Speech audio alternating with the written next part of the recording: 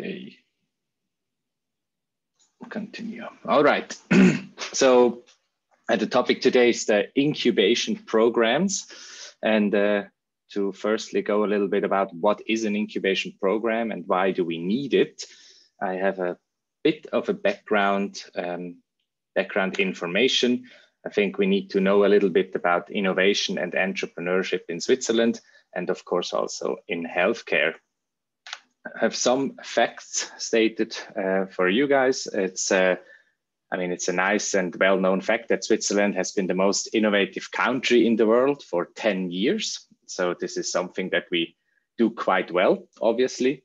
And even in Zurich, it's even nicer, as you maybe all know, because of the short distance between the USZ, UZH, and the ETH. And more or less all of Zurich is pretty much jumped on the hype train of innovation in the last couple of years, which is really a nice development for Switzerland and for Zurich, of course.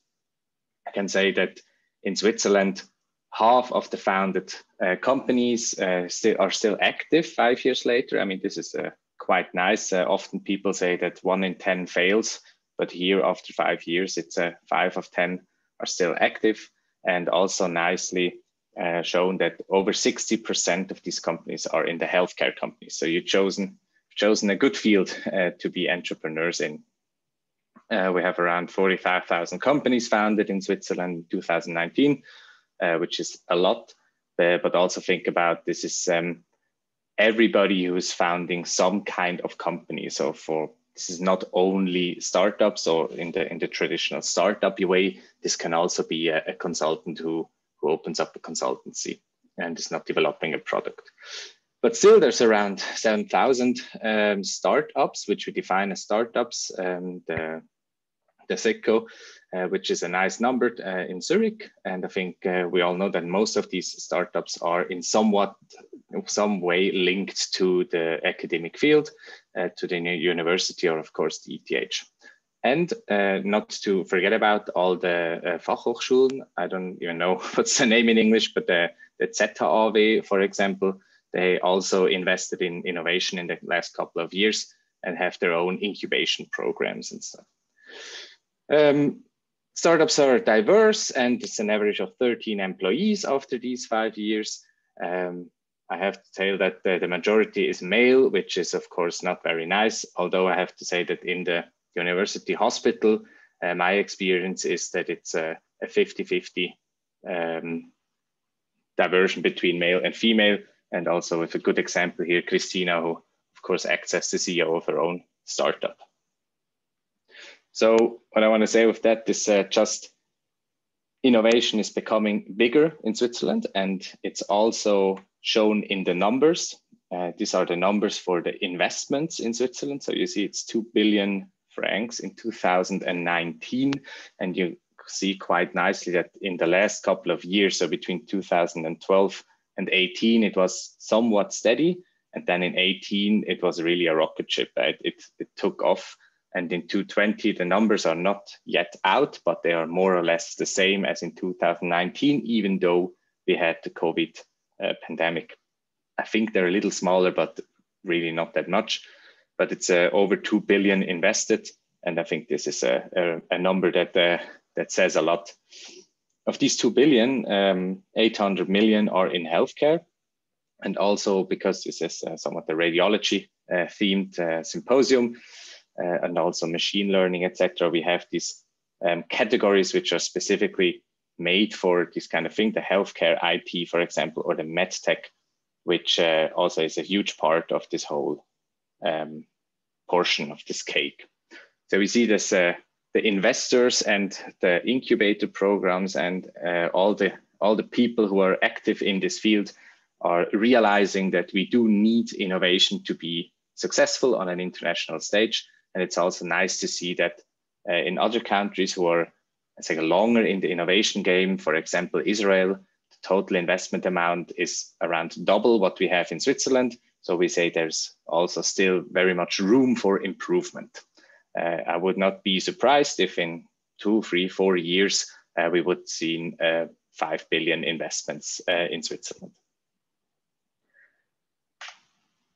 Innovation in healthcare, I put that together so that we have a little bit of an overview how most incubators and most business guys are putting the different healthcare innovations in brackets.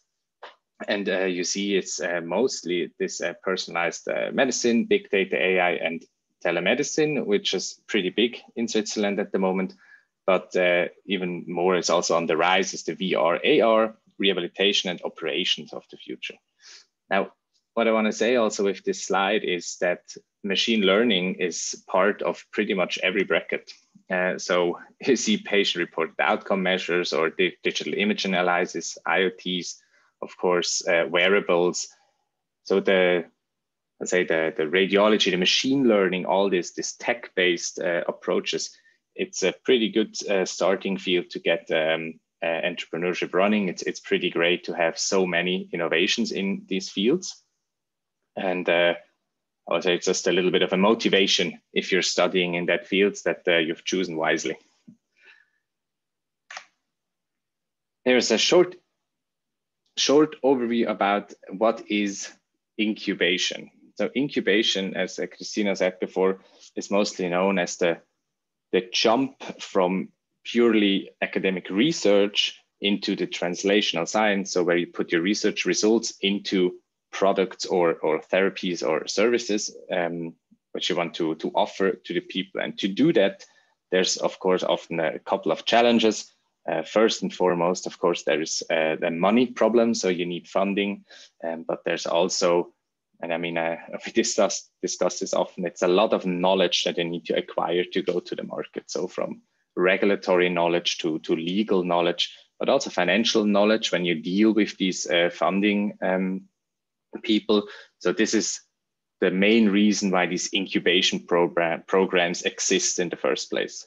So on the one hand, we need scientists to develop these, say, innovations, but then most of them, and this is of course nothing bad, they need a little bit of help with all the legal and the business side of things. So in these incubation programs, they're all targeting the matchmaking, so to say, between the business knowledge and the research and academia knowledge. To get started here, it's also an overview of how you need to, let's say, categorize your project when you first want to go into the market. I will, of course, send out this presentation, so you don't need to read everything. This is what we say in the incubation area, the roadmap to market, and it's a specific healthcare roadmap. This is when you're done with your research and you think you have something great. Then you first need to do the needs finding. Are your results or are your ideas even needed in the market? Which is often coupled with a market analysis or a need state development. To be honest, most of the scientists or researchers are able to do that alone, as well as the needs finding, to say disease states fundamentals, for example, or existing solutions. It's a topic that most researchers are very well aware of. And also a market analysis, rudimentarily, it's not a big of a problem. Also with the ideation and the initial concept selection, most of the people can do that by themselves and don't need any help. The big jump is here with the invent, of course, with the number 4, the concept screening. And this is also, I tell you this because most incubation centers, around 90% who are focusing on early stage startups, they start here. So it's the middle of the process. They start to help you with the intellectual property basics, for example. That's the Unitech, like the UZH, which is some kind of an incubator, but also with regulatory basics and business model and concept exploration, IP strategies, and so on and so forth. So it's when you talk about incubation, you do have, or when you want to go to the market, before you go to the incubation centers, you do have to do some preliminary work. And it's mostly 1, 2, and 3, as most of, probably I see some names are very familiar here in the call. For example, Utku, who has also his own startups. And I think he can very much relate that when you jump to the number 4, the concept screening, and you talk about regulatory basics, this is the step where you often want to reach out, or you look around, who's going to help me, and then you will find a lot of the incubation centers starting here. All the incubation centers, or most of them, they will take you by your hand until you're done. So until you have a market access. It's often that incubation centers are focusing on different parts of your company foundation or the translational part, but they will, if you're in an incubation center, they will most likely not kick you out at a certain point. The services provided by these incubation centers, I mean, this is a slide that we use also at the USZ, and to be fair, but it's mostly the more or less the same stuff that the incubation centers are offering to startups, researchers, and so on. And this goes, of course, from coaching. This is a very big part.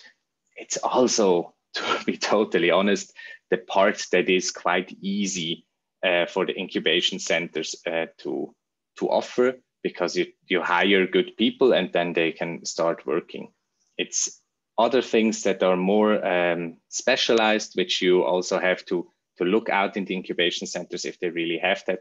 For example, the regulatory consulting or the clinical development. Most likely this will only be offered by hospitals. Also at the infrastructures, there are incubation centers which offer that, for example, the biotech park or the health tech park. But most of the incubators will not be able to give you some laboratory equipment.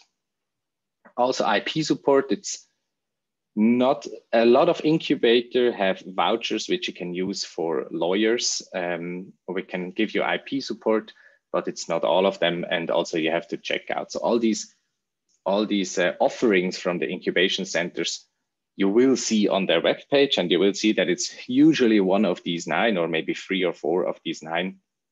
And then you just can pick the incubation centers that you probably will have the most use in it. Here, HR benefits, this is something that we put in for our USZ employees. Of course, you have to be an USZ employees to get a sabbatical sponsored from our department. But most companies, also the UZH, have some kind of sabbatical approach. For example, if the UZH calls that fellowship, I would say it's more or less the same. The UZH fellowship will sponsor a 1-year research time with 100,000 francs. And also InnoSwiss and ETH, they have similar programs. They do not call it sabbaticals because it's not a very fancy name, but they will often say it's a fellowship. Oh, let's go to the USZ. Of course, I will make some marketing from our own incubation centers. And I will have in the last slide, I will have an overview about all incubation centers in Zurich, although it's an Excel file and it's pretty time consuming. So I will send it out to everybody in this call to have an overview. And we also listed what kind of services they are offering and what their aim is. So if you're really looking into getting a startup or starting up, then of course, you'll have this overview, and also you can always call us even if you have questions for other incubation centers, because we're not competitors in this market, we're partners. So everybody is helping each other, and it's also for you to be part of more than one incubation centers. This is probably crucial to your startup. It's best to have to apply everywhere, and if you get 4 or 5 grants over incubation center, that's even better. At USZ, we are the innovation management, which of course helps you with pretty much everything related to innovation. So you can always call us, whether it's about funding or whether it's about other incubation centers, or just maybe you need half a day to discuss your idea. This is also fine. And we're just here to help in every kind of way. So we do not hesitate to call us with any questions. And out of the innovation management, we do have 2 incubator programs. One is the Health Innovation Hub. This is really for the translational science part that Christina mentions. So if you have your first research results and maybe you're, say, a maximum of 5 years away of your in-man studies, first-in-man studies, then you can talk with us. You can talk with us earlier, and we will just accompany you to this stage. But when you're 5 years away from a go-to-market or a first-in-man study, you can become part of that health innovation hub.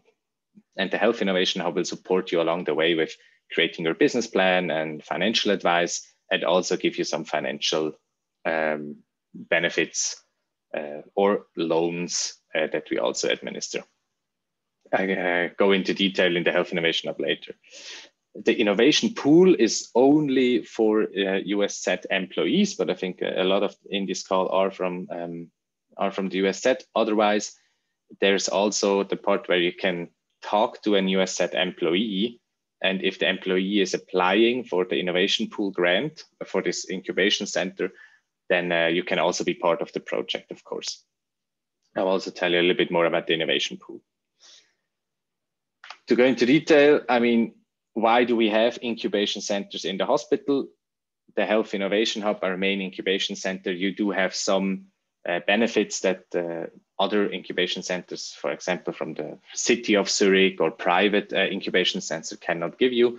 And in the US set, it's of course, we're embedded into hospital, which means that we also have access to the data, which we can provide, of course, very contractual and with a couple of reviews, so the reason why you need to use the data, but still it's patients and hospital data that we could provide, which is of course a very nice thing for most of the startups. Then the potential, also we can evaluate your potential, but also we help you to have a higher potential in the market. Of course, the US set is somewhat of a big name. And also if you cooperate with a doctor from the US set and you have talks in the market or with financial guys, you will see that they will be so that they will invite you if you are from the US set or if you're working with the US set together, because it means you have at least some quality approvals along the way. Also, the key opinion leaders that we have on speed dial, of course, it's a great stuff that we have our professors and medical staff, and also the specialists in bioinformatics or clinical trials, which we can always ask for approvals, for reviews, or for help for our startups.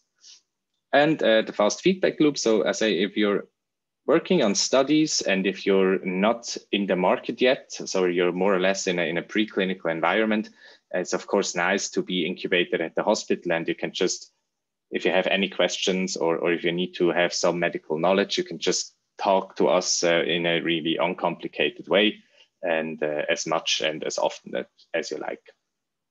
So incubation at the hospital for ideas and innovations which are somewhat clinical based or research based is a very, very good starting point, at least. So innovation pool. This is the first incubation center incubation program at the US that I want to talk to you about. It's an initiative from the canton of Zurich, which provides 2 million in funding per year.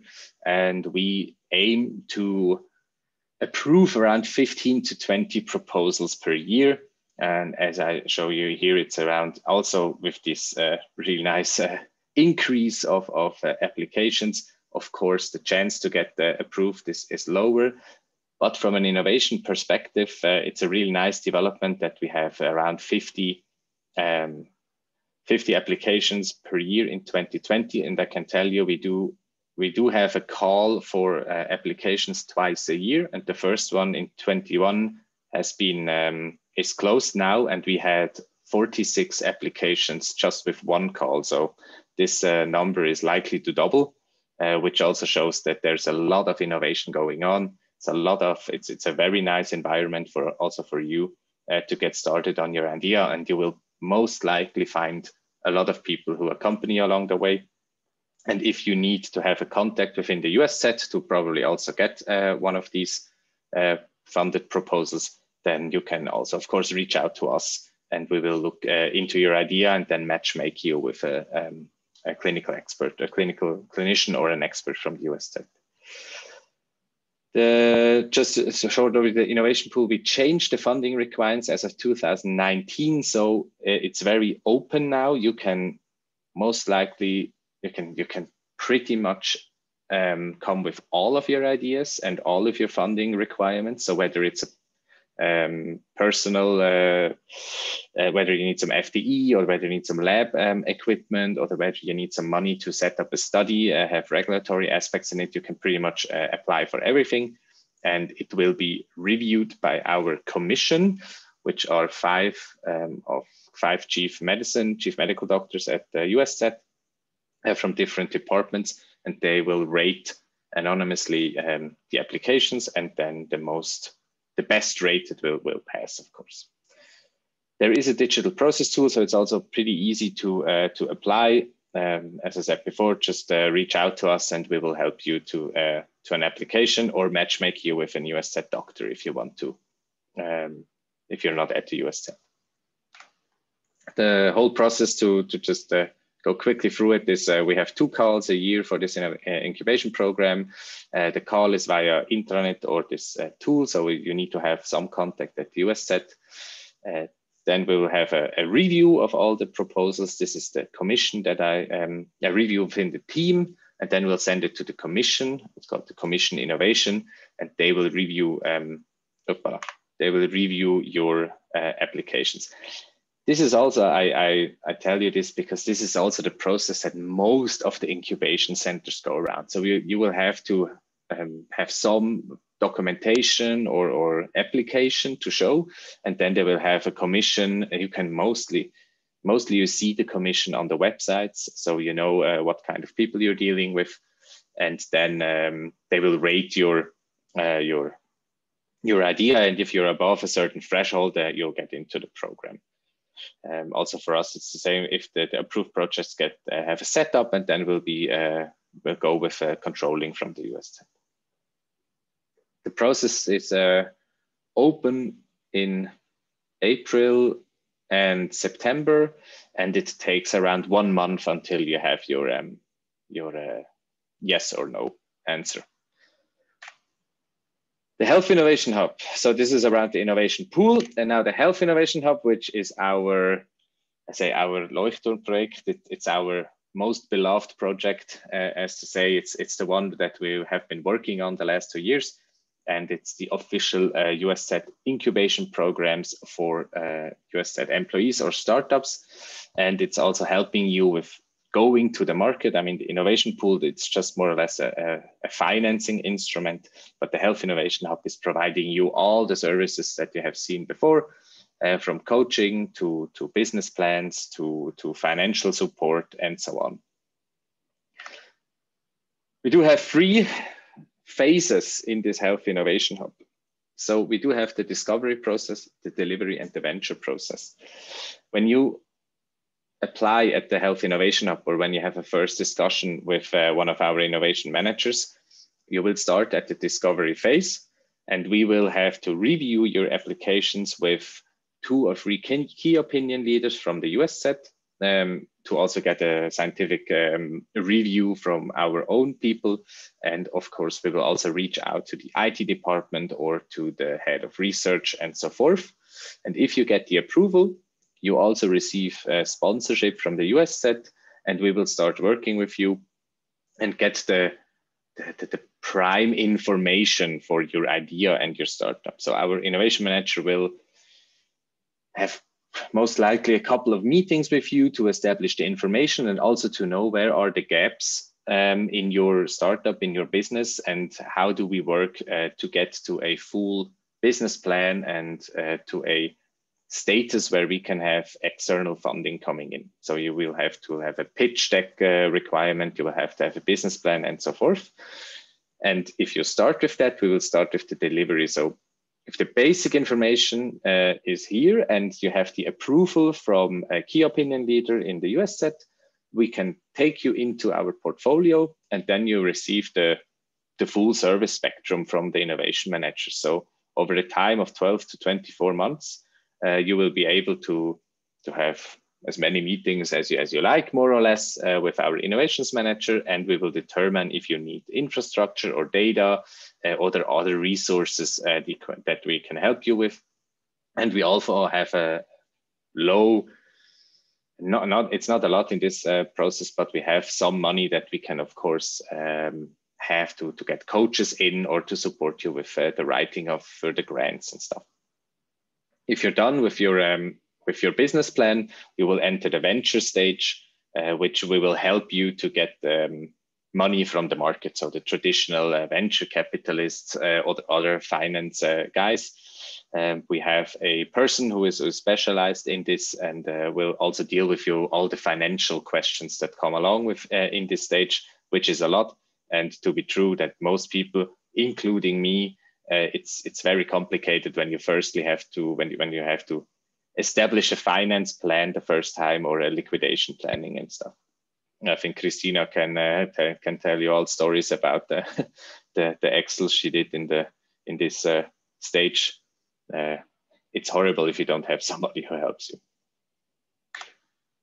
Here it's also another overview on a little bit more detail, but this is the discovery stage, as I said before, and then the business plan. And before you go to the venture, you can pitch your idea in front of the innovation board and also receive around 100 or 200,000 in financing to help you to get your startup ready for the market access. So this is also something we provide. It's a subordinated loan, which means that you have to pay it back if you're successful. If you are not successful and you have to go bankrupt, then you don't have to pay it back. So it's quite a nice loan in the end. This is a first year summary about the incubation program in the US set. That we have more than 50 projects and we have 25 projects in the portfolio. We are open for external projects, as you see. Often the external projects have one requirement more than the internal one. So the external projects need to have a clinical director or a leading physician at the US set who is willing to work with these startups, because the best thing that we can offer is access to the clinic and access to the clinical data. So you need to have at least the clinical support to get you started. But we will, of course, matchmake if you think it's a great idea. And if the physician is prepared to take you on, then, of course, you can also join the USZ incubation as an external startup. We have now, I can tell you this is an operational field for 2020. So we have 3 million in funding, but now we are up to 8 million. So we received an additional 5 million in funding. Of course, this is over 5 to 10 years. So we do not have 5 million a year, but still it's a good amount of money to support the startups. And I think this is it's a great thing. I mean, it's a little bit, I say, unemotional, but if you receive enough money, your chances to succeed are very, very much higher than if you're always struggling to get money. So in the first place is if you were able to generate a good income through grants and incubation money and foundations with your idea, it's always a good thing and probably apply everywhere. And I also support, of course, your application at us, and we will be happy to review it and also give you money if you have a great idea. Partnerships is also a big thing that we have. I said it before, other incubation centers are our partners and our competitors. We do have good relationships, or we have agreements in place with the ones that you see here, with of course, with the ETH and the UZH, Zurich, and so on. So if you apply at our incubation center and we think it's a great idea, we will, of course, besides taking you into our portfolio, be happy to establish connections or review applications to the other incubation centers that we're working with. And of course, we also know the people there, so the process of the application can be a little bit easier or sidestepped. Incubation at Zurich, this is the last slide I wanted to present, and I'm going to switch over to the Excel just to give you a short overview. How do I see that? One moment.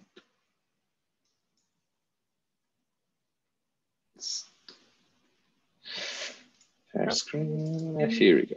Now you see it, huh? Yeah, it's a bit big. So this is the one that I'm going to send you, and just for you to have a quick overview on how many different incubation centers are in Zurich. You will see that there's from Balgrist campus to biotechnoparks. ETH has a couple of incubation centers. Even the Kantonsspital Baden has a very good incubation center, and the GROW gründet, this is the ZHW associated organization. Innovation parks, Technopark in Winterthur, Zurich. This is a University Zurich program, the Therapy Development Accelerator. I think we do not have any information here because they do not offer a very deep website, but they offer around the same things that we do. So from early stage support to coaching, infrastructure, everything. It's a great program, and Roch Augier, who's leading it, is also a great guy to talk to. He's very, he knows the innovation scene very well. He's also a doctor by training, so you have someone who's not only understands innovation, but most likely also knows your product from a scientific standpoint. Of course, the Unitectra, you know, all these translation is the big thing. If you get into the Wies, you have made it. You don't need to go to other incubation centers. It's of course it's the best thing to get support at, also because they have a lot of money and they have a great infrastructure that they can provide. I can go through the whole list, but the Life Science Business Network, I just skipped a little bit. Swiss MedTech, Venture Kick, Venture Lab. I will send out this list, of course, and we rated the different support types for you, and also if they need to have to pay for the service or not, we put it here. And also the aim with a little bit of more information. So if you want to apply at incubation centers, then of course this list can be very helpful. The ESA BIC, of course, the ETH Innovation Center from the European Space Agency. Often people think that if their idea is not specifically made for space, that they should not apply. But we can say if your idea can be, or if one application of your innovation could also be used in space, then apply here. It's a great program, and it has great people, and they also offer you quite nice contributions to develop your program. Impact Up and so forth. I will not go through all of them, but you see it's a couple. And also we listed when you're even early in the process, we told you which of the incubators have the early stage support, so you can better see where to apply. This is it. I'm happy to take some questions.